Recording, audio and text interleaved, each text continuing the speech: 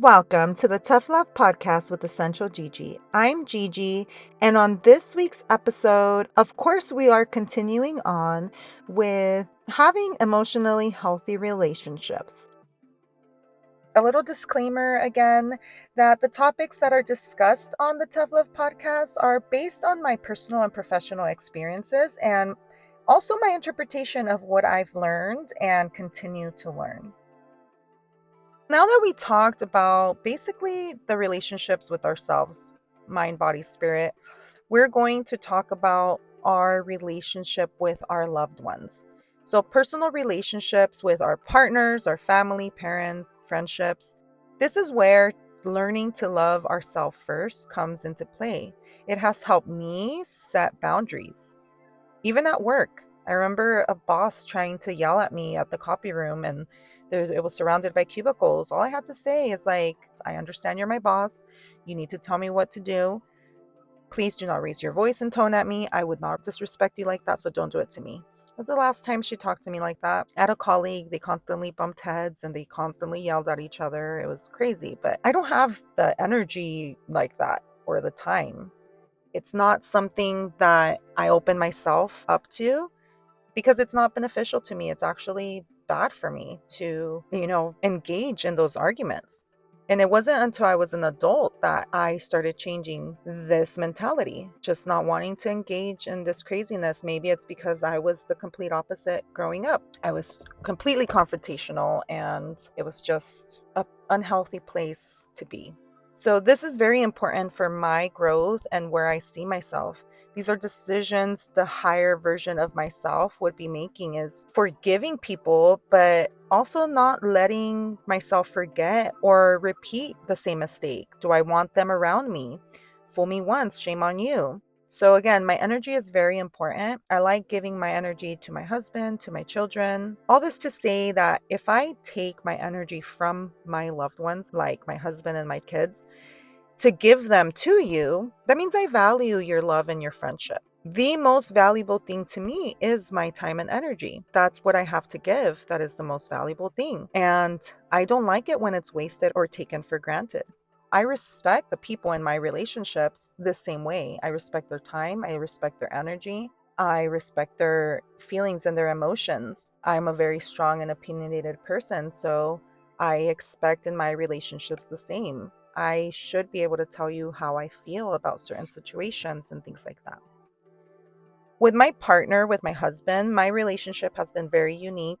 We've been very honest. We made it clear from the very beginning. We expected open communication. A lot of our friends would give us certain recommendations that at the time didn't really work for us. But I've always kind of been that type of person that I will receive the information you're giving me. Sometimes I test it. Even if I don't agree with it, I like to test it because that's just who I am. I'm into proving things right or wrong if I can. I don't obsess over it if I can't, but I like to test it to either tell you, oh my gosh, I tried it, it worked great, or hey, I did try it and it just wasn't for me. And a lot of people can't receive that either. Well, because again, society. I don't know if everybody would agree with this, but I sound like a know-it-all sometimes because I try it all. You tell me something and more than likely I'm going to try it. Again, it's because I want to know if it works for me or not. And then I like to relay the information so that people have another case basically to compare it with, right? I geek out all the time. Some of the recommendations people would give me in the beginning that I did do was let him take care of me. Switch the masculine in me to feminine. I was used to, being by myself, independent, getting my shit done, working out, doing all these things that when he stepped into my life and he wanted to do certain things for me, it was really hard for me to turn those things off.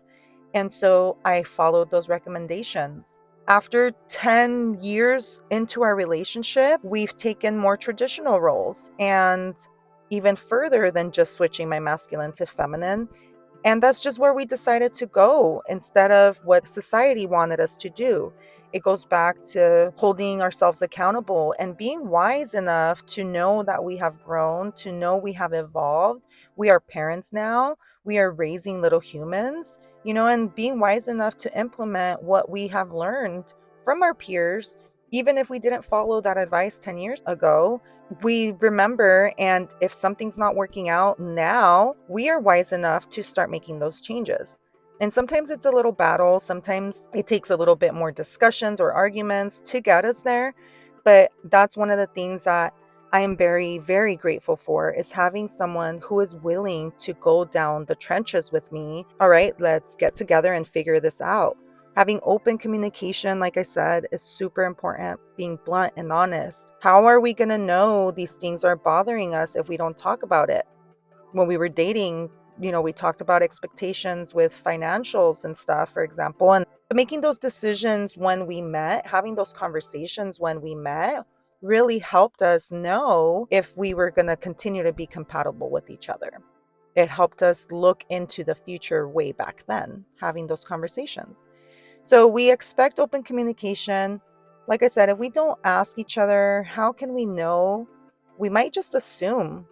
We aren't perfect, but we both really work on it. We have gone to therapy. We have done exercises about the foundation of our home. And that one was a really fun one, because even when we felt like maybe we didn't appreciate or feel appreciation from the other one as much as we wanted, when we did that exercise, we realized, like, oh my gosh, we tell each other how much we appreciate each other, like an extremely huge amount of times every single day. And our therapist was like, okay, so you guys clearly don't have a problem. We were just so used to being that appreciative. And also at the same time, we had a lot of more responsibilities. We don't let anybody watch our kids, so we don't have date nights. We have to put the kids to bed and then forge a date night at home. We sit outside, we do a bonfire, we watch our shows, we order takeout, we do the things that we can. And it wasn't just us two anymore like it was in California.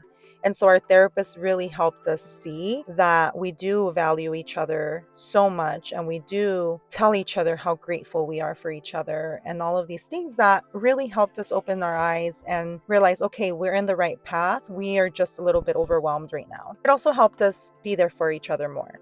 I am a big talker. I talk your ear off, hence having a podcast now. I just love freaking talking. And my husband sometimes wants to address something I'm talking about, but if I talk for a good 3 to 5 minutes straight, there's no way he's going to be able to address every single thing that I literally just talked about. And what if he interrupts me? I might get upset. So he's in a lose-lose situation.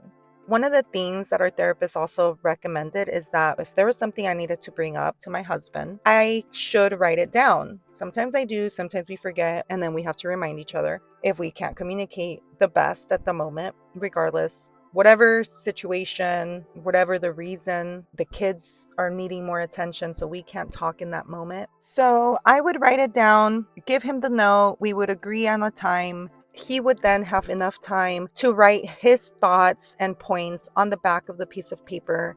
And then at the time we decided to meet, after putting the kids down, we would then talk about this note. The purpose of this exercise is a couple of things. Number one, we talk about what I wanted to bring up in the first place, right? So my issue, my feelings get addressed.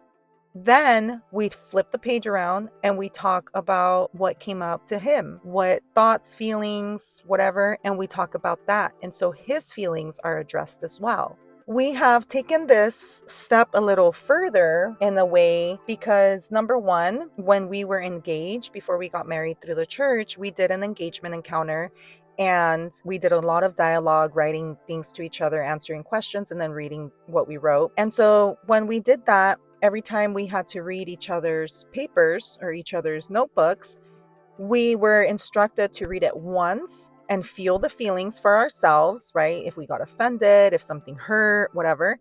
And then we had to read it again a second time, but this time with our partner in mind. So what were they trying to tell us? What were their feelings? Why are they bringing this up? And then we would talk about it. And we kind of implement that with what our therapist suggested in writing the notes. And it's also easy for us to set appointments because, like I said, all good things take hard work. And so another thing that my husband and I do is that every single day at 7:30 p.m., our smart device sends an alarm to us that reminds us to read a book. We used to read a book that was particular to our relationship and certain behavioral things. And maybe I can disclose in another episode once I get the permission from my husband to talk more about how our relationship started and a lot of the decisions we made together and to end up where we are now. But anyways, we were reading this book so that we can fix certain behavioral things we were experiencing together as a couple. And when we finished that book, part of the exercises in that book suggest to have daily check-ins where we do a rose, bud, and thorn. So the rose means something we were thankful or grateful for the day. The bud means something we were excited for that was coming. And the thorn was what was a challenge that day. And if we skip a few days because we're not home or we're traveling or something's going on, then we'll check in for the week or whatever. That is something that we do together as a family. But if one of us gave each other a note, then we know we're meeting at 7:30 p.m. So let's get comfortable with being uncomfortable. This is us reflecting on doing better, wanting to do better, having a partner that is willing to work on it, and choosing our battles. Sometimes, yes, dirty laundry on the floor next to the hamper where the dirty laundry would go would set me off. But guess what? Who cares? Is that something I want to fight over? No. I'm glad my husband's home from work. I'm not going to go nag him about the socks that he left 2 nights before or the night before, right? Because whatever. I'll take care of it. And also, when we take care of our bodies, mind, health, nutrition, all of these things, then we should be in a better mood that it's okay to see that laundry on the floor. We might have the energy because we've been nourishing our bodies to pick up the dirty laundry off the floor. And I think that's also one of the reasons some of us let those things get to us, where we do pick a fight over dirty laundry or a messy kitchen or whatever, because we're not feeling good. We're not in the best of moods and things like that. And just being grateful for everything he does do and the way he takes care of us and his part of it. Remembering we are in this together, reminding each other of our goals, and taking what we each bring to the table seriously. We've talked about the type of parents we wanted to be. We've talked about, the type of partner we wanted to be.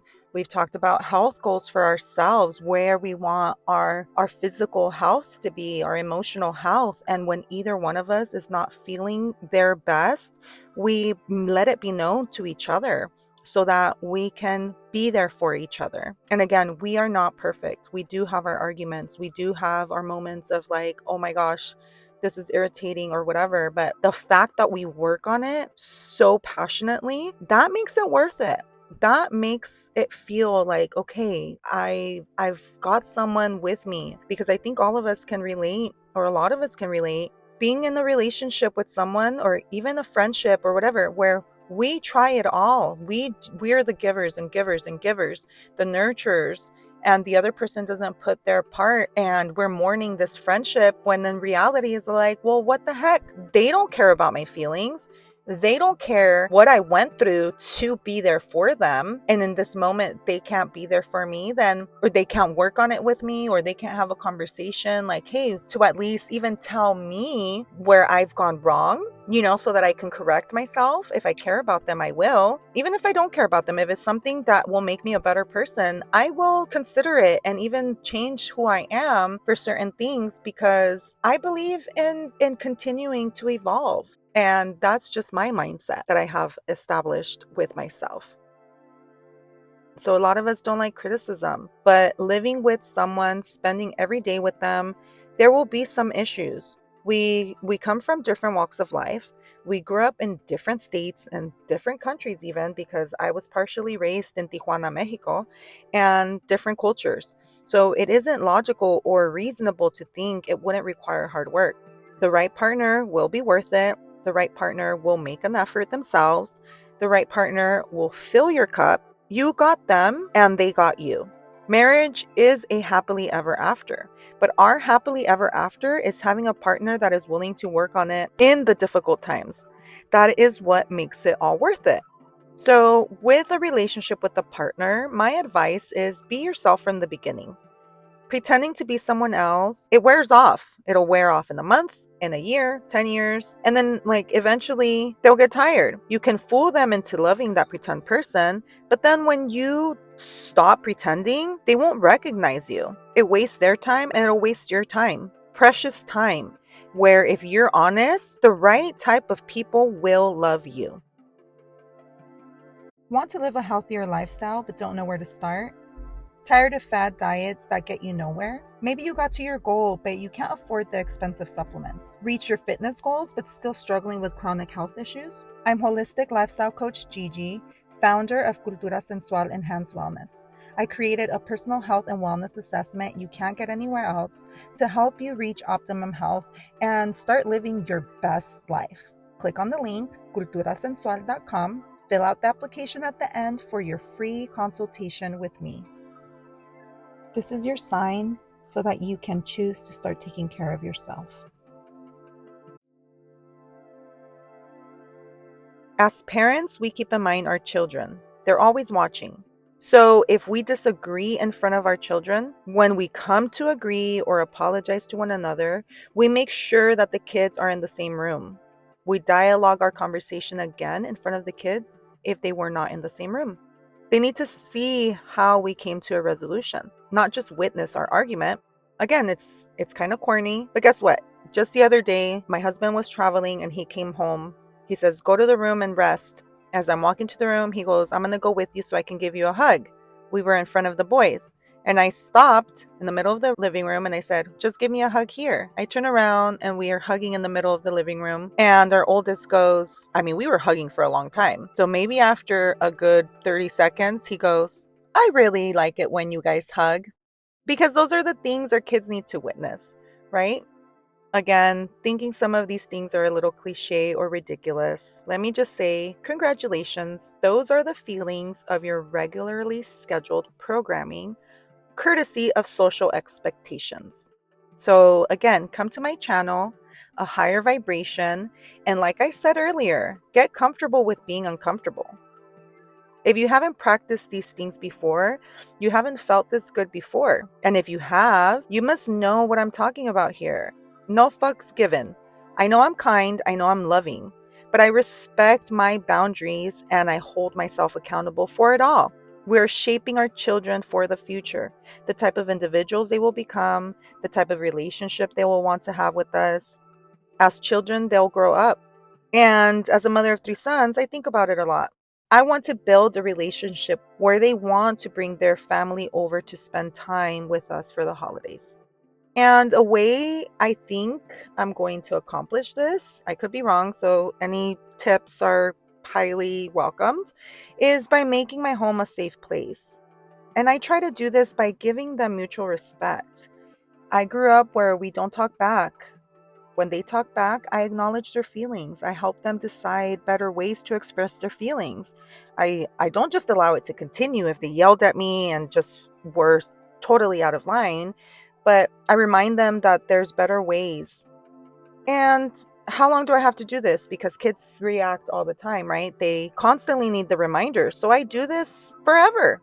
As long as they do it, I do it. Why do I have to put them in a time frame? We are not perfect adults.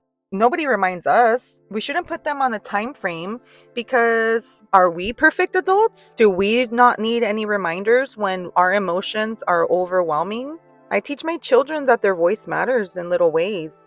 If they say stop tickling, I stop tickling. If they say give me privacy in their bedroom, I give them privacy. If they're rude and they slam the door, you bet I'm in there telling them you don't slam the door, whatever. But if they're not rude about it, go ahead. Those are the little ways that I try to make it safe at home. I apologize when I raise my voice. I remind them I'm working on it, but I remind them, you guys, I'm really working on not raising my voice. But if you guys are not listening, I'm getting really close to losing my shit. And they start doing it. They need to know that I'm human and I'm gonna freaking screw up too. Because when they screw up, I don't want them to be super down on themselves. I want them to be able to self-reflect and figure out better ways, healthier ways to channel their feelings and their emotions and know that sometimes we can have a grunt in frustration. Sometimes we can have a really good cry. And boys don't cry is not a thing. You let it out because it hurts. Things hurt. Things are sad sometimes. Things to them are not fair, and we have to acknowledge that things may not seem fair, and we're sorry that they feel that way. If I want them to not give up, then they have to see my imperfections too, and they have to see me not giving up. So yes, I go from yelling to warning them before I yell instead, and that's my way that I'm working on not being a yeller. I'm not always not yelling, but less yelling is less yelling. And so if you didn't catch that, that is how I make an emotionally healthy relationship with my children. And I'm a new parent. My oldest is going to be 6 in September. So we're still pretty new at this. And every day is new because every day they're getting older and every day is a new thing. And we're new at this and we don't have this giant community of family and friends where we just can parent together and learn from each other or things like that. So I'm looking out to my community and my listeners and any helpful tips. We follow a lot of accounts. We talk a lot to their doctors. We recently pulled them out of school to kind of little homeschool, but even my oldest is too young to actually be in school. So we kind of just pumped the brakes on that and slowed down. I feel like it was a little too much too fast. I could tell their little spirits weren't the happiest in some situations. And so thankfully, I'm able to be at home mom still. And so I'm teaching them at home like we were, and we're learning a lot. So, anyways, that was my relationship with my kids. But also, I learned how to be a parent by watching my mother. I learned how to be who I am as a parent because of my mother. Make sure you tune in next week where I continue the discussion on having emotionally healthy relationships. Send in your questions or messages. I would love to hear from you. Don't forget to like, comment, subscribe so that you don't miss new episodes on Wednesdays at 8 a.m. Pacific Standard Time. I'm Gigi. Thank you so much for joining me on this episode of the Tough Love Podcast with Essential Gigi. This will be the realest shit you're gonna hear. Bye.